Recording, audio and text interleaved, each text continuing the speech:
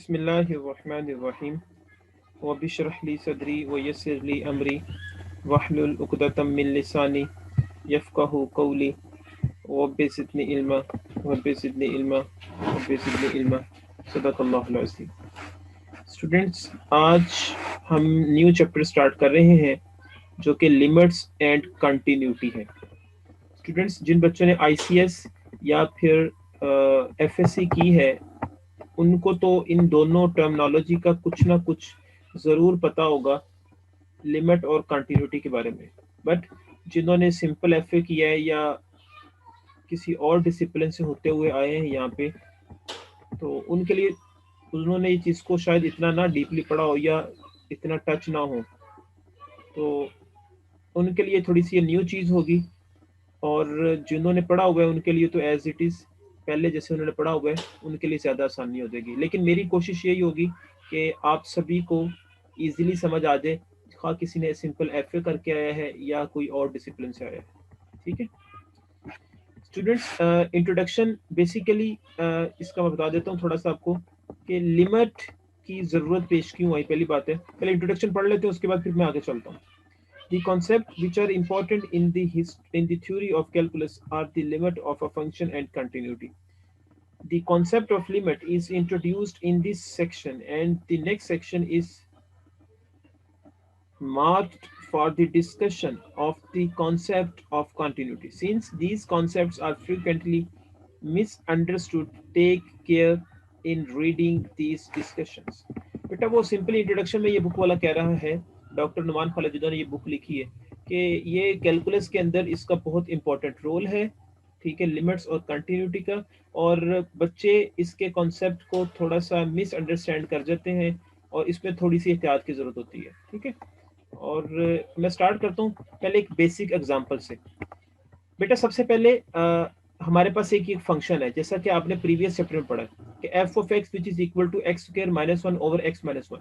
ठीक है, अब हमें इस बात का पता है कि अगर मैं इस एक्स की जगह पे बच्चों वन पुट करता हूँ, गौर से सुनिएगा, अगर मैं इस जगह पे वन पुट करता हूँ तो यहाँ पे स्टूडेंट्स वन आ जाएगा, यहाँ पे वन आ जाएगा, वन वन से कैंसिल, जब चीजें आमने सामने कैंसिल होती हैं तो आंसर नीचे जीरो आ गया।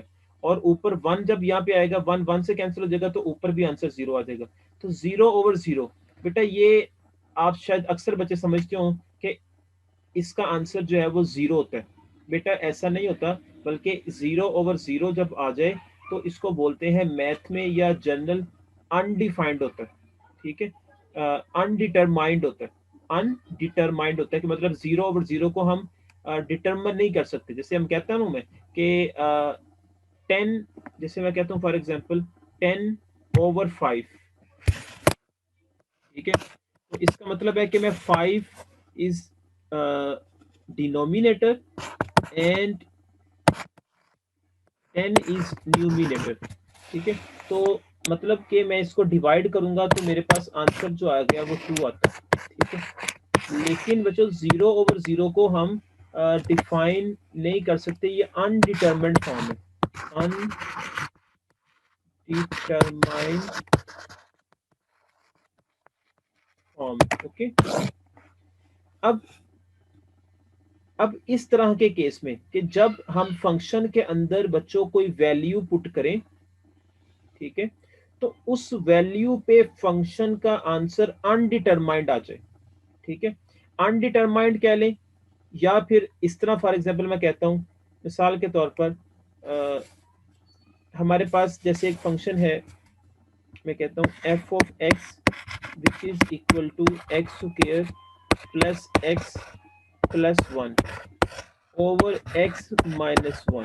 ठीक है, तो अब इस फंक्शन के अंदर भी जब मैं वन पुट करूंगा इस एक्स की जगह पे, ठीक है, तो बच्चों जब यहाँ पे वन आएगा, फिर जब यहाँ पे वन पुट करूंगा तो फिर यहाँ पे वन आएगा। ठीक है, यहाँ पे वन आएगा, यहाँ पे वन आएगा। ठीक है, लेकिन जब यहाँ पे वन आएगा, आपको पता है कि ये वन वन से कैंसिल हो, कैंसिल क्या आ जाएगा नीचे, फ्रैक्शन से नीचे आंसर जीरो आ जाएगा, और ऊपर क्या आ जाएगा, वन वन वन थ्री। तो 3/0 बेटा हम इसका जवाब भी होता है अनडिटरमाइंड, अनडिटरमाइंड।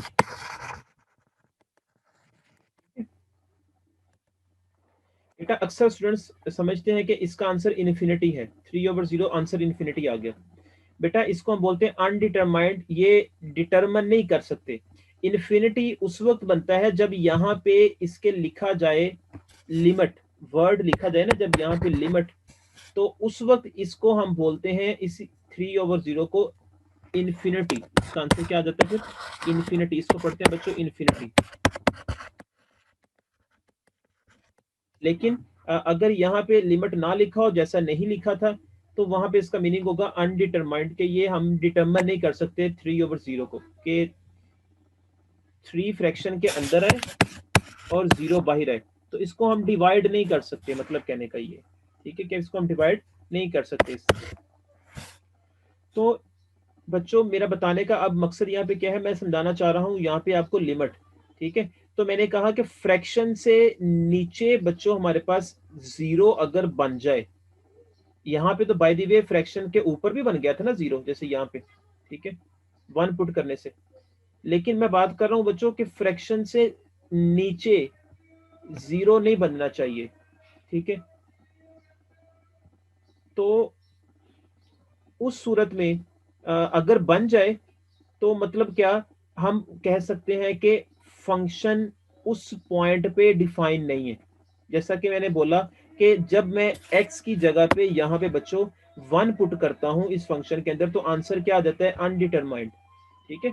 क्यों आया? क्योंकि फ्रैक्शन के नीचे 0 आ गया। तो फिर मैं कह सकता हूँ at x is equal to 1, ये वाला फंक्शन डिफाइन नहीं है। इसी तरह से मैं यहाँ कह सकता हूँ at x is equal to 1 students, ये वाला फंक्शन डिफाइन नहीं है। ओके, समझ आ गई ना बात की? डिफाइन क्यों नहीं हुआ? क्यों नहीं हुआ बच्चों? क्यों? क्योंकि फ्रैक्शन के नीचे हमारे पास आंसर 0 आ गया, ठीक है। तो जारी बात है जब फ्रैक्शन के नीचे आंसर 0 आ जाए, तो आप कैलकुलेटर से करके देखें कि 3 को फ्रैक्शन से अंदर रखें और 0 को बाहर रखें, डिवाइड करके देखें, तो आंसर कुछ नहीं आएगा, डिटरमाइंड ही नहीं कर सकते, अनडिटरमाइंड है, ठीक है ना। तो इस तरह के केस में हम फिर क्या करेंगे? इस तरह के केस में बच्चों हमें जो है वो लिमिट की जरूरत पड़ती है, ठीक है। वो लिमिट हमें सहारा देती है कि हम इस तरह के फंक्शन की वैल्यू उस पॉइंट 1 पे फाइंड कर सकें, ठीक है। ये अंडरस्टैंडिंग आपको उम्मीद है कि हो गई होगी थोड़ी सी।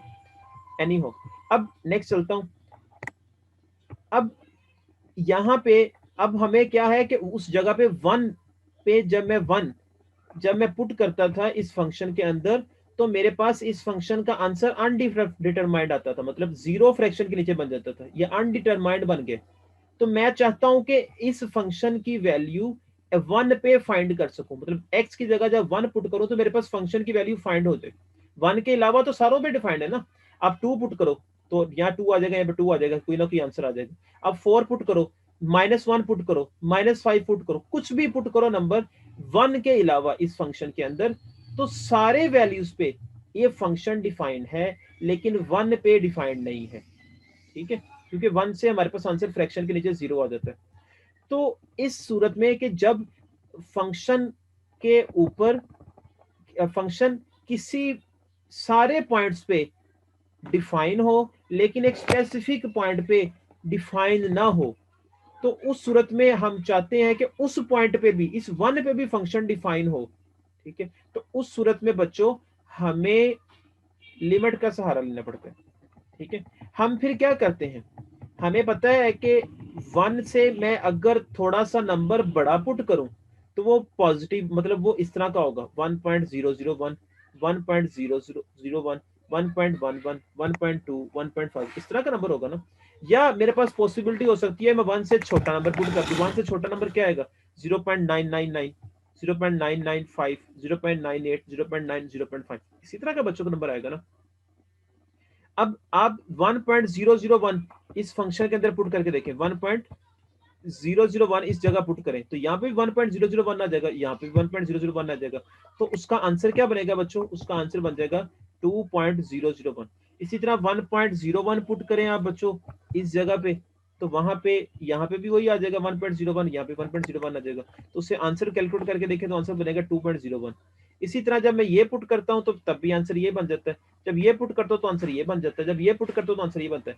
लेकिन 1 जब पुट करता हूं तो मेरे बेटा यहाँ मेरे बच्चों क्या होता है जब 1 पुट करूं यहाँ पे तो मेरे पास आंसर क्या हो जाता है इसका, अनडिफाइंड होता है, आंसर नहीं आता। अब मेरी ख्वाहिश है, मेरी कोशिश है कि मुझे फंक्शन 1 पे वैल्यू चाहिए इस फंक्शन की, तो फिर मैं क्या करता हूँ, मैं देखता हूँ 1 से बड़ी वैल्यू का आंसर 2.001 आ रहा है, 1 से छोटी वैल्यू का आंसर 1.99 आ रहा है, तो फिर मैं कह सकता हूँ कि जब मैं 1 पुट करूंगा उसके अंदर तो तकरीबन मेरे पास आंसर उस लिमिट का, अब मैं वर्ड लिमिट बोल रहा हूँ, लिमिट का आंसर तकरीबन क्या होगा, 2.001 और 1.99, इनके बिटवीन वैल्यू कौन सी आएगी, वो बेटा 2 होगी ना वैल्यू, तकरीबन वैल्यू 2 ही होगी, तो वो 2 नंबर आंसर आ सकता है उसका।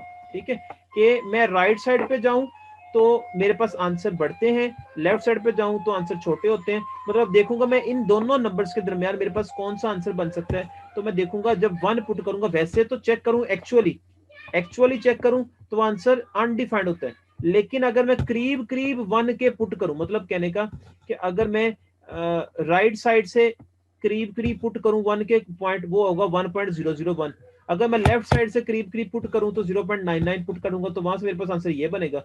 और इसका मतलब 1 पे 1 क्योंकि 1.001 से छोटा है और 0.099 से बड़ा है, तो इसका मतलब तकरीबन आंसर मेरे पास 2 बनेगा।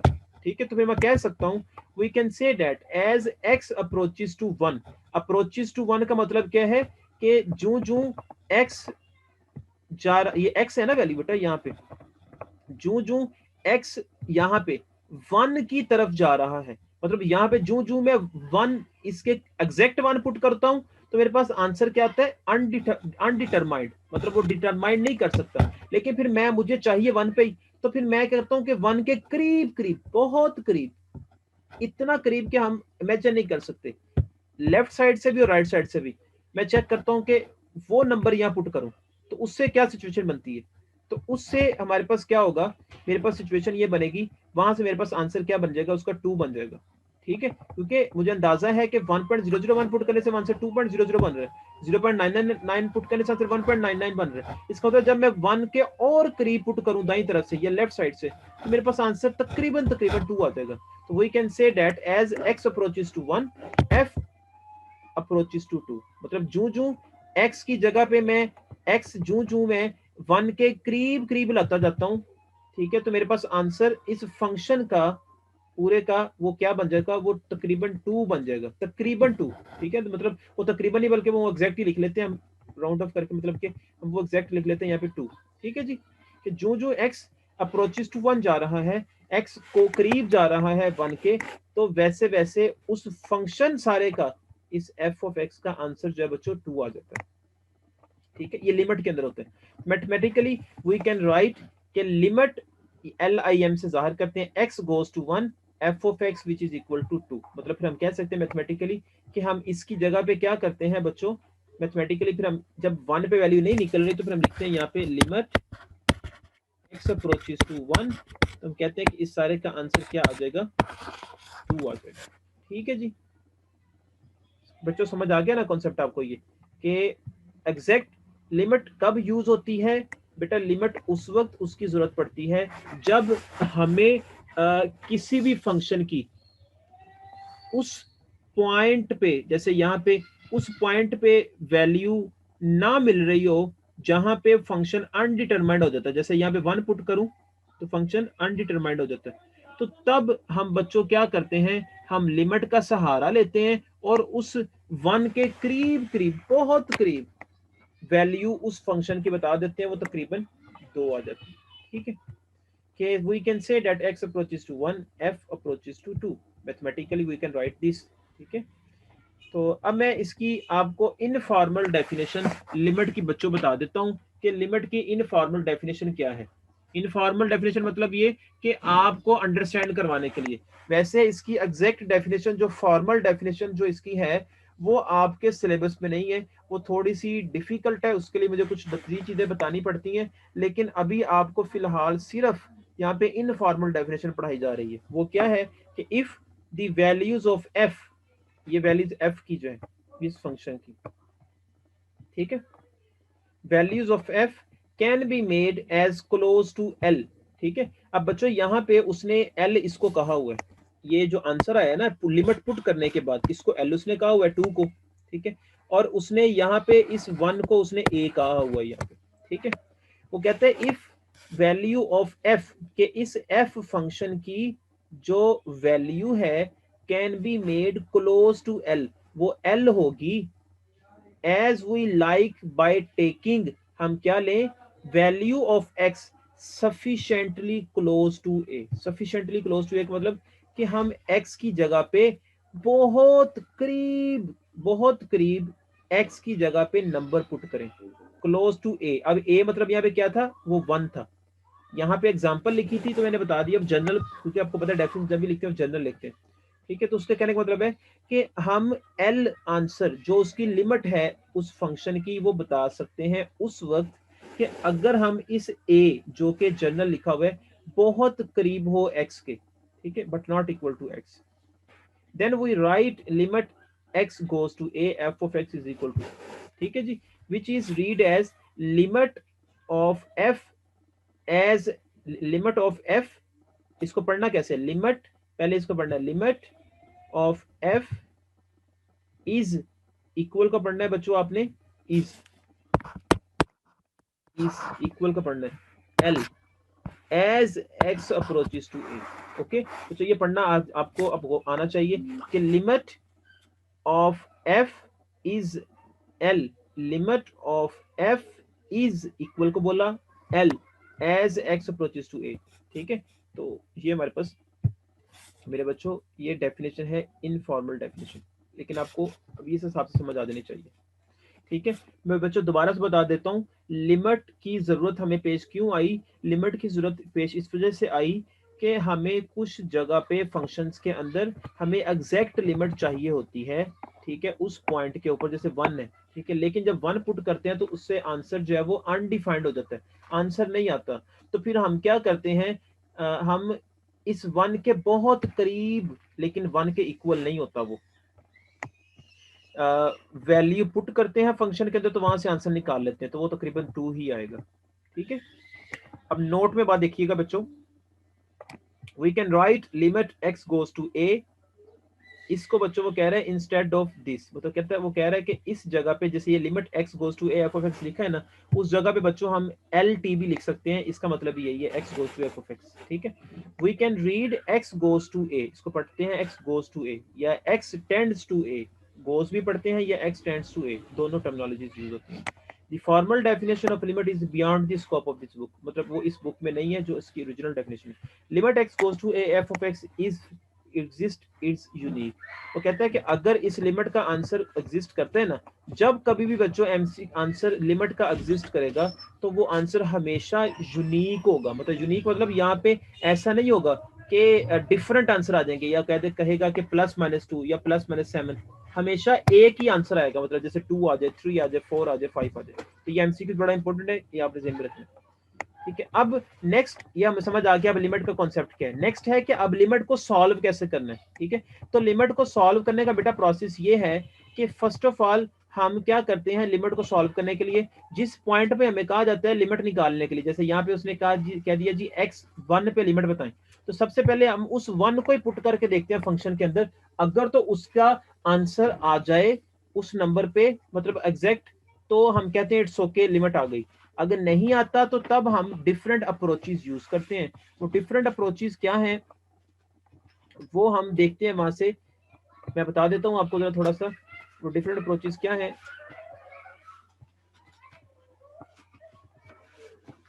देखें, पहले मैं आपको एक एग्जांपल करवाता हूं। जैसे सिंपली अभी मैंने एग्जांपल की limit x goes to a, इसकी लिमिट निकालने के लिए कहा है। तो बच्चों हम क्या करेंगे, इस लिमिट के आंसर 2 को एग्जैक्टली पुट यहाँ पे करेंगे, ठीक है।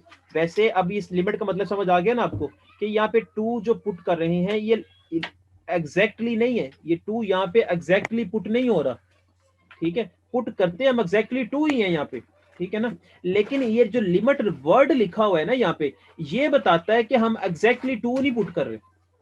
वैसे पुट हम एग्जैक्टली 2 करते हैं, लेकिन ये वर्ड लिमिट बताता है कि इसका मतलब एग्जैक्ट 2 नहीं है, बल्कि 2 के बहुत करीब है, लेकिन 2 के इक्वल नहीं है। बच्चों ये बात जरा क्लियर करनी है आपको कि इस हम जो पुट करते हैं x गोज टू 2, यहाँ पे x की जगह 2 पुट करता हूँ, तो बच्चे अक्सर समझते हैं कि शायद यहाँ पे एग्जैक्ट 2 पुट कर दिया। नहीं बच्चों, पुट एग्जैक्ट 2 ही कर देते हैं, लेकिन ये लिमिट का वर्ड जो आ रहा है वो बताता है हमें कि ये एग्जैक्ट 2 नहीं है, ठीक है। लेकिन पुट 2 एग्जैक्ट ही करते हैं वर्किंग के लिए। तो 3 2 जा 6 -2, तो आंसर 4 आ गया। इसी तरह से बच्चों हम इसके अंदर पुट की तो हमारे पास आंसर 10, इसके अंदर पुट की तो आंसर 3 आ गया, ठीक है। तो ये तो सिंपल थे, उसके अंदर बता दिया। अब जैसे बच्चों अब दोबारा देखें, यहाँ पे एग्जांपल 2 है, उसने कहा है कि लिमिट निकालने x गोज टू 2 पे। अब बच्चों जब ये यहाँ पे मैं 2 पुट करता हूँ तो आंसर मेरे पास अनडिटर्मिनेड, देखो 2 का स्क्वायर आ गया 4, देखें यहाँ पे तरह 2 का स्क्वायर ये पुट किया तो यहाँ पे आ गया 4, यहाँ पे 5 2 जा 10 -10 + 6 और 6 और 4 10 हो गया, और ये आपस में कैंसिल हो जाएंगे, तो नीचे फ्रैक्शन से 0 आ गया, ठीक है। अब अभी जो बता रहा था कि डिफरेंट अप्रोचेज हम किस तरह यूज करेंगे। पहली अप्रोच तो क्या थी कि हम एग्जैक्ट वही चीज पुट कर देंगे, जैसे अभी बताया मैंने आपको कि एग्जैक्ट हम वही चीज पुट कर देंगे, जैसे मैंने एग्जैक्ट वही चीज पुट कर दी फंक्शन के अंदर, ठीक है। लेकिन दूसरी अप्रोच है जब हमारे पास 0 बन जाए पुट करने से फ्रैक्शन से नीचे, तो तब हमें उसको थोड़ा सा सिंप्लीफाई करना है, जैसे यहाँ पे बता दिया गया सिंप्लीफाई। सिंप्लीफाई कैसे करना है बच्चों, आपने उसके फैक्टर बनाने हैं ताकि कुछ चीजें आपस में कैंसिल हो जाए। ऊपर वाले फैक्टर बनाए, उसके अब फैक्टर यहाँ पे बनाना नहीं सिखाऊंगा, क्योंकि प्रीवियस सेमेस्टर में मैंने फैक्टर बनाना सिखाए थे कि वो कैसे बनाते हैं। वो बच्चों x-2 और 2x-1 बनते हैं, नीचे वाले के भी x-2 और x-3 बनते हैं। अब यहाँ पे x-2 और x-2 कैंसिल हो गए, तो रिमेनिंग हमारे पास ये चीज रह गई, ठीक है। अब लिमिट हमने निकालनी किस पे है, 2 पे निकालनी है, ठीक है। अब आप देखें बच्चों,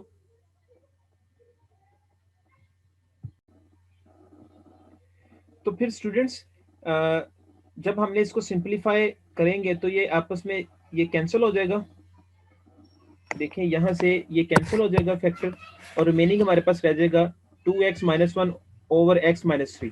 अच्छा बच्चों, यहाँ पे उसने तो वर्डिंग फॉर्म में लिखा हुआ है ना क्वेश्चन वाले ने, आपने जब क्वेश्चन सॉल्व करना आप सिंपली लिखोगे ऐसे, लिमिट x गोज टू 2, यहाँ पे f ऑफ x लिखोगे, फिर आप लिखोगे लिमिट x गोज टू 2, फिर लिखोगे आप वो फंक्शन सारे का सारा जो उसने लिखा होगा यहाँ पे ऐसे, ठीक है। फिर आप नेक्स्ट स्टेप में क्या करोगे, अब देखेंगे डायरेक्ट 2 पुट किया यहाँ पे, जैसे मैंने अभी बताया आपको कि वो पुट करने से आपका डायरेक्ट नीचे और ऊपर, तो वो नीचे फैक्टर आपके पास 0 बनता है, तो हम डायरेक्ट पुट नहीं करते, उसके फैक्टर बनाते हैं। फैक्टर आपको बनाने आते हैं, मैं नहीं सिखा रहा, यहाँ पे आपने प्रीवियस सीखे हुए, तो वो आ जाएंगे x-2, यहाँ पे 2x-1 over x-2 into x-3, तो ये कैंसिल हो जाएगा, तो रिमेनिंग हमारे पास ये चीज रह गई 2x-1 ओवर x-3। अब इसके अंदर लिमिट पुट करें आप 2, तो यहाँ पे नीचे क्या आ जाएगा 2-3, और ऊपर क्या आ जाएगा 2 इंटू 2-1, ठीक है। तो यहाँ पे 2 2 जा 4, 4 में से 1 निकाले तो पीछे क्या आ गया 3, और नीचे क्या आ जाएगा -1। इसको डिवाइड करें तो आंसर क्या आ जाएगा बच्चों, हमारे पास -1 आंसर, -3 आंसर आ जाएगा, ठीक है। तो ये हमारे पास फिर लिमिट बन जाएगी इस फंक्शन की। तो बच्चों अभी आपने प्रीवियस डायरेक्टली देखा कि हम लिमिट पुट करते थे फंक्शन के अंदर, तो हमें क्या पता चलता था वहां से, हमें डायरेक्ट आंसर मिल जाता था। लेकिन कुछ क्वेश्चंस जब डायरेक्ट आंसर नहीं मिलता, मतलब फ्रैक्शन से नीचे 0 बन जाता है, तो वो अनडिफाइंड बनता है, तो हम फिर उस सूरत में उसको सिंप्लीफाई करेंगे उस फंक्शन को थोड़ा सा, और सिंप्लीफाई करने के बाद फिर लिमिट पुट करेंगे, तो फिर हमारे पास क्वेश्चन वो सॉल्व हो जाएगा, ठीक है। नेक्स्ट है बच्चों, इसी तरह की मैं एग्जांपल एक और दिखाता हूं आपको, ताकि आपके लिए वर्किंग करना थोड़ा सा आसान हो जाए। उसने आगे वही देखो सिंप्लीफाई किया हुआ है। अब इसी तरह से उसने क्वेश्चन और दिया हुआ है कि लिमिट x गोज टू 9, ठीक है। अब यहाँ पे देखें x की जगह पे 9 पुट करें, यहाँ पे 9, पहले फ्रैक्शन से नीचे हमेशा पुट करके देखा करें। अब 9 पुट किया तो 9 का स्क्वायर रूट कितना आता है बच्चों, देखो ना यहाँ पे मैं पुट करके दिखाता हूँ। यहाँ पे देखिए जरा, ऊपर वाले को फिलहाल छोड़ते, पहले नीचे पुट करें 9 -3, तो 9 का स्क्वायर रूट कितना आएगा 3 -3, तो कैंसिल होने के बाद आमने सामने वैल्यू नीचे आंसर 0 आ गया। अब जब फ्रैक्शन से नीचे आंसर 0 आ गया, मतलब फिर ये अनडिफाइंड बन जाएगा, क्योंकि ऊपर कुछ मर्जी बन जाए, ठीक है ना। तो ऊपर वाले को मैंने देखा भी नहीं, तो अब इस सूरत में मुझे अब डायरेक्ट लिमिट नहीं पुट कर सकता, मुझे पहले इसको थोड़ा सा सिंप्लीफाई करना है। अब सिंप्लीफाई करने के यहाँ पे डिफरेंट वेज हो सकते हैं, हर स्टूडेंट जो है वो डिफरेंट वे से वर्किंग कर सकता है, जैसे उसको सूट करे। तो हम मोस्टली क्या करते हैं, उसके फैक्टर बनाते हैं, उस चीज के क्या बनाते हैं बच्चों, फैक्टर बनाते हैं। या फिर दूसरा वे हम मोस्टली जो यूज करेंगे वो उसको रेशनलाइज करेंगे। अभी देखो ना, प्रीवियस क्वेश्चन में मैंने फैक्टर बनाए, अब दूसरा वे जो होगा वो उसको हम रेशनलाइज भी कर सकते हैं। अब देखो यहाँ पे आपके लिए थोड़ा सा फैक्टर बनाने आपके लिए यहाँ से मुश्किल होंगे, तो आप यहाँ पे इसको रेशनलाइज करोगे। रेशनलाइज क्या होता है बच्चों, रेशनलाइज ये होता है कि हम फ्रैक्शन के नीचे जो वैल्यू लिखी होती है उस उसी नंबर से सिर्फ फर्क क्या डालना है आपने, कि दरमियान में अगर माइनस लिखा हुआ है तो प्लस लिख देना है, अगर प्लस लिखा हुआ है तो माइनस लिख देना है। ठीक है, उससे आपने मल्टीप्लाई करना है और उसी से डिवाइड करना है। ठीक है, तो हमने square root x plus three से मल्टीप्लाई किया और square root x plus three से डिवाइड किया। ठीक है, समझ आ गई ना आपको। तो देन अब इसको आप सिंप्लीफाई कर लेना है। अब ये ऊपर वाला ऊपर वाले से मल्टीप्लाई, नीचे वाला नीचे वाले से मल्टीप्लाई। ठीक है ना, जब मल्टीप्लाई होंगे तो ऊपर ऐसे आ जाएगा, नीचे क्या होगा देखो, आपने बच्चों फॉर्मूला पढ़ा हुआ है कि ए स्क्वायर माइनस बी स्क्वायर क्या होता है, एक बार प्लस ए प्लस बी इंटू ए माइनस बी, ये पढ़ा हुआ है ना आपने फॉर्मूला। तो वही चीज बन गई हमारे पास स्टूडेंट्स कि ये एक बार इस सारे को समझ लें आप ए है, इस सारे को समझ लें ये ए है, इस सारे को समझ लें ये बी है, इस सारे को समझ लें ये बी है। एक बार दरम्यान में माइनस है, एक बार दरम्यान में प्लस है, तो ये चीज बन गई ना लेफ्ट साइड जिस तरह ये फार्मूले में। तो हम फिर इसको क्या लिखेंगे, इसको लिखेंगे कि जो पहली रकम था उसका स्केल लिख देंगे, फिर माइनस दूसरी रकम का स्केल लिख देंगे। तो वही काम मैंने यहाँ पे किया कि पहली रकम का स्केल लिख दिया, फिर माइनस फार्मूले का, फिर दूसरी रकम का स्केल लिख लिया, ऊपर वाली वैसे ही आ गई। ठीक है, अब ये स्केयर ये इससे कैंसिल हो गया, पीछे का रह गया एक्स माइनस थ्री का स्केयर 9 हो जाएगा। ठीक है, अब बच्चों अब देखें, अब हम देखते हैं कि हमारे पास अब जब लिमिट पुट करें, सिंप्लीफाई हमने अपनी तरफ से कर लिए, अब जब यहाँ पे लिमिट पुट किया एक्स की जगह पे 9, तो फिर ये जीरो बन रहा है, ये फिर अगेन से जीरो बन रहा है, तो फिर हमें क्या करना है। ठीक है, फिर आप देखें, we assume that x not equal to 9 and so x minus 9 is not equal to 0।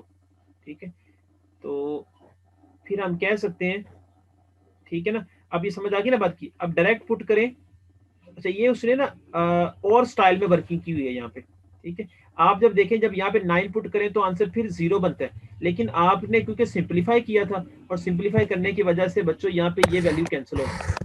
ठीक है, पीछे क्या रह गया आपके पास, square root x plus three. ठीक है, आप ये चीजें कुछ ना लिखें, ये जो उसने लिखा हुआ है, आप सिंपली इसके बाद ये काम करें, limit x goes to 9 square root x plus three. तो यहाँ पे एक्स की जगह पे 9 पुट किया तो 9 का स्क्वायर क्या आ गया, 3 आ जाएगा, 3 प्लस 3 क्या आ जाएगा, यहाँ से 6 आ जाएगा। तो इस लिमिट का ऑफ फंक्शन, इस फंक्शन का answer at x is equal to 9 पे, लिमिट पे वो आंसर 6 आएगा। ठीक है जी बच्चों, अभी तक जो मैंने बातें आपसे की हैं वो यही बातें की हैं कि अगर हमारे पास लिमिट अगर हमारे पास लिमिट पुट करने से, अगर एग्जैक्टली डायरेक्ट आंसर पुट करने से नंबर, जैसे यहाँ पे 9 पुट किया मैंने, तो आंसर हमारे पास इन्फिनिटी आ रहा था, सॉरी अनडिफाइंड आ रहा था, फ्रैक्शन से नीचे 0 आ रहा था, तो अब हमें इसको सिंप्लीफाई करना है, जैसे ये मैंने अभी करवाया। अभी नेक्स्ट मैं आपको और दिखाता हूँ जरा क्वेश्चन, ये आके उसने एक और टर्म के क्वेश्चन दिए हुए, ये मैं बाद में करूंगा। पहले अब यहाँ पे प्रॉपर्टीज कर लेते हैं, फिर हम क्वेश्चंस करते हैं। प्रॉपर्टीज बच्चों लिमिट की ये है कि अगर हमारे पास फंक्शन का आंसर कांस्टेंट है, मतलब यहाँ पे कोई भी फिक्स नंबर लिखा है, जैसे 10 लिखा हुआ है, 7 लिखा है, 8 लिखा है, तो उस पे जब लिमिट अप्लाई करें ना तो उसका आंसर पे कोई इफेक्ट नहीं होता।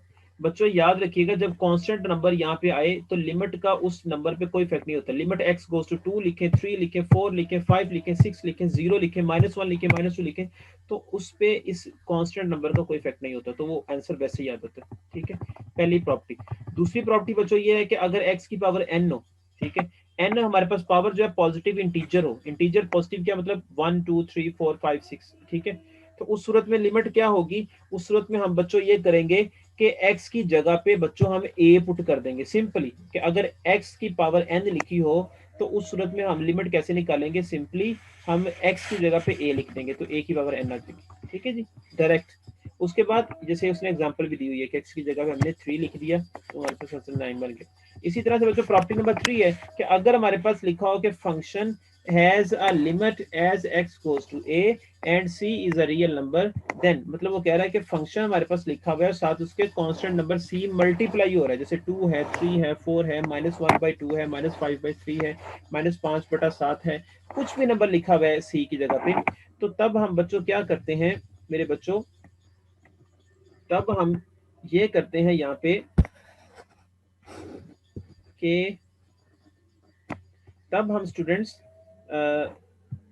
यहाँ पे क्या करते हैं कि कांस्टेंट को शुरू में ले जाते हैं और लिमिट फंक्शन के ऊपर अप्लाई होती है, जैसे यहाँ पे दिखाया हुआ 4x³ लिखा हुआ, तो 4 कांस्टेंट है, मल्टीप्लाई हो रहा है, तो 4 बाई निकाल देंगे, लिमिट आगे वाले फंक्शन पे अप्लाई हो जाएगी, तो उसका आंसर निकाल देंगे।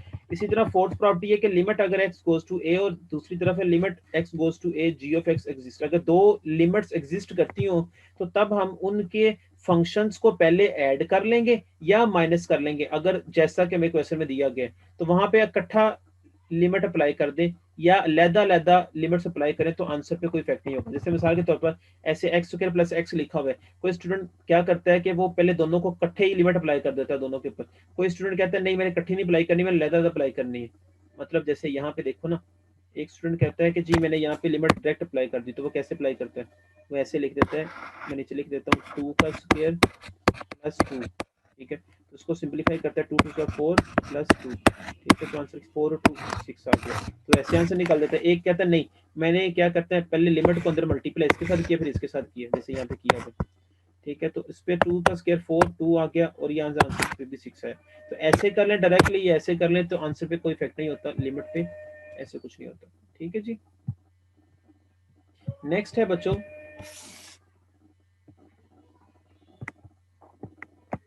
नेक्स्ट है बच्चों, अब उसके बाद प्रॉपर्टी नंबर 5 है, उसमें क्या है कि लिमिट अगर एफ ऑफ एक्स और जी ऑफ एक्स एग्जिस्ट करती है तो दोनों फंक्शंस को पहले मल्टीप्लाई कर दे बाद में लिमिट अप्लाई कर दे, या लदा पहले लिमिट पुट करें फिर मल्टीप्लाई कर दे, तब भी कोई इफेक्ट नहीं होता। जैसे मिसाल के तौर पर अगर स्टूडेंट यहाँ पे -1 डायरेक्ट पुट कर देता है, ठीक है, तो यहाँ पे -1 डायरेक्ट पुट कर देते हैं, -1 का स्क्वायर -5 और इंटू -1 प्लस 6, ठीक है, तो आंसर 1 -5 और इंटू यहाँ पे 5 आ जाएगा, तो यहाँ से आंसर क्या आ जाएगा -4 इंटू 5, तो 5 4 ज़ा 20 माइनस का 20 आंसर आ गया। कोई इस तरह डायरेक्ट कर ले तब भी 1 का स्क्वायर 1 5 एज इट इज, और यहाँ पे -1 और +6, यहाँ से 5 आ गया फिर -4 आ गया, 5 4 बार 20 माइनस का 20 आ गया, इस तरह कर ले डायरेक्ट पुट, या फिर आप लेदर पुट कर ले, लेदर पुट करेंगे तो यहाँ पे -1 आया, -1 का स्क्वायर -5, यहाँ पे -1 आया +6, तो यहाँ पे 6 में से 1 निकालना तो यहाँ पे आना चाहिए बेटा 5, यहाँ पे गलत लिखा हुआ है 6 नहीं आना, यहाँ पे 5 आना है, ठीक है, और यहाँ पे क्योंकि 6 में से 1 निकाले तो 5 आता है, और यहाँ से जब देखें तो -1 का स्क्वायर पॉजिटिव 1 होता है और यहाँ से आंसर -4 आ गया, तो -4 जब मल्टीप्लाई -5 से होगा तो आंसर कितना आ जाएगा -20। तो देखिए आप डायरेक्टली पुट करें या लेदर का पुट करें तब मल्टीप्लाई करें तो आंसर पे कोई इफेक्ट बच्चों नहीं होता, ठीक है, there is no effect on the result. इसी तरह से बच्चों 6 प्रॉपर्टी है कि अगर दो फंक्शन की लिमिट एग्जिस्ट करती है तो अगर वो डिवाइड इकट्ठा पहले डिवाइड कर दे बाद में लिमिट पुट कर दे, या फिर आप पहले ऊपर वाली लिमिट पुट कर दे फिर नीचे वाली लिमिट पुट कर दे, लेकिन एक चीज नोट करनी है कि नीचे वाला फंक्शन 0 नहीं होना चाहिए, तब भी कोई इफेक्ट नहीं होता, ये उसने एग्जाम्पल दी हुई है, ठीक है। आप डायरेक्ट 2 पुट कर दे 2 और यहाँ पे 2 पुट कर दे तो 3 2 5 2/5 आंसर आ गया, तो आप लेदर पुट करें तब भी 2/5 आंसर आता है, ठीक है बच्चों। इसी तरह उसने ये आगे एग्जाम्पल नंबर 7 करके बताई हुई है, उसने प्रॉपर्टीज को अप्लाई किया यहाँ पे, ठीक है। आप डायरेक्ट लिमिट पुट कर दे बच्चों, मैं दोबारा बता रहा हूँ, अगर तो क्वेश्चन में वो कह देता है कि जी आप प्रॉपर्टीज को यूज करते हुए, मतलब प्रॉपर्टीज को यूज करते हुए आप लिमिट निकालने, तो फिर आपने इस तरीके से क्वेश्चन करना जिस तरह बुक वाले ने किया हुआ है। लेकिन अगर वो कहता है जी आप बस लिमिट फाइंड करें, तो तब आपकी मर्जी है, आप प्रॉपर्टीज ऐसे मेंशन करके यूज करें, सॉल्व करें सवाल को, या डायरेक्ट सॉल्व कर लें, जैसे मैं सॉल्व करने लगा 5 का स्क्वायर -4 इंटू 5 प्लस 2, ठीक है, 25 -20 प्लस 2, तो 25 और 2 कितना होगा 27 -20, तो आंसर कितना आ जाएगा 12। आपकी मर्जी तब होगी कि आप इस तरह कर लें या आप इस तरह कर लें जब वो सिंपली कहे कि लिमिट निकालने के लिए, लेकिन जब वो कहे जी प्रॉपर्टीज को यूज करते हुए करना है तब आपको वही बुक वाले तरीके से लिमिट के अंदर हर एक एलिमेंट से मल्टीप्लाई करनी पड़ेगी, तब आपको उसको सॉल्व करना पड़ेगा बच्चों, ठीक है। इसी तरह से स्टूडेंट्स इसी तरह से स्टूडेंट्स नेक्स्ट एग्जांपल नंबर 8 है जो कि आपने खुद ट्राई करनी है। इसी तरह से ये प्रॉपर्टीज के साथ उसने किया हुआ है। और फिर 9 इसी तरह क्वेश्चन है, वो भी आपने एग्जांपल करनी है। अब नेक्स्ट एक्सरसाइज है 3.1। बच्चों इस एक्सरसाइज 3.1 में अब उसने पहले 1 से लेकर 10 तक क्वेश्चन है, आपने उसी तरीके को फॉलो करना है जो मैंने आपको बताया था। सबसे पहले आपने क्या करना है, आपने बच्चों डायरेक्ट लिमिट अप्लाई करनी है। अगर तो वो जीरो नहीं होता तो इट्स ओके, अगर वो जीरो हो जाता है फ्रैक्शन से नीचे, फ्रैक्शन से नीचे की बेटा बच्चों बात कर रहा हूँ जीरो की। अब सिंपली ये ना समझ लें कि फर्ज करो यहाँ पे कोई नंबर पुट करने से पूरे का आंसर जीरो बन जाए, तो बच्चों का सर ये तो जीरो बन गया, तो अब यहाँ पे हमने कुछ और नहीं किया, नहीं, फ्रैक्शन से नीचे जीरो बनना चाहिए, ठीक है, क्योंकि वो अनडिफाइंड हो जाता है। तो तब आपने फिर वहां पे उसको सिंप्लीफाई करना है और देन फिर लिमिट अप्लाई करनी, तो फिर सॉल्व हो जाएगा क्वेश्चन। इसी तरह आप क्वेश्चन 10 करोगे 10 तक, और इसी तरह से बच्चों आपने 11 से 18 तक ये अल्जेब्रिक सिंप्लीफिकेशन उसने क्या भी दिया क्वेश्चन में, पहले वो करें और देन लिमिट निकालें अगर वो एग्जिस्ट करती है। तो 18 तक क्वेश्चन तक आपने वो लिमिट करनी है। फिर आगे 19 टू 24 भी वो भी ऐसे ही है कि आपने पहले चेक करना है। देखो -1 पहले पुट किया तो आंसर नीचे क्या आ गया, फ्रैक्शन से नीचे जीरो, तो समथिंग ओवर जीरो जो आप अनडिफाइंड, तो आप पहले इसको सिंप्लीफाई करोगे। जैसे तरीके डिफरेंट तरीके हैं, आपको पता है कि पहले आपने सिंप्लीफाई में आपने देख लेना है कि या पहले फैक्टर बनते हैं, फैक्टर बना लेने, अगर फैक्टर नहीं बनते तो आपने रेशियो एनालाइज कर लेना है और फिर उसके बाद उसकी सिंप्लीफिकेशन कर लेनी है। तो वहां से आपके पास फिर कुछ चीजें कैंसिल हो जाएंगी और फिर आपके पास लिमिट आ जाएगी। तो ये आपने 24 क्वेश्चन तक करनी वर्किंग अपनी इंशाल्लाह। नेक्स्ट जो है फिर मैं आगे आपको 25 से ऑनवर्ड बताऊंगा। और उसमें होगा क्या, उसमें बच्चों मैं आपको बता देता हूँ, उसमें नेक्स्ट जो टॉपिक हमारा नेक्स्ट लेक्चर में जो हम डील करेंगे वो हमारे पास आएगा वो होगा लेफ्ट हैंड लिमिट और राइट हैंड लिमिट, ठीक है, वन साइडेड लिमिट, जिसको मैंने बोला है कि लेफ्ट हैंड लिमिट या राइट हैंड लिमिट, वो इंशाल्लाह कल डिस्कस करेंगे। Hopefully students you understand this lecture. If you have any problem students then write in comment box. Take care, अल्लाह हाफिज।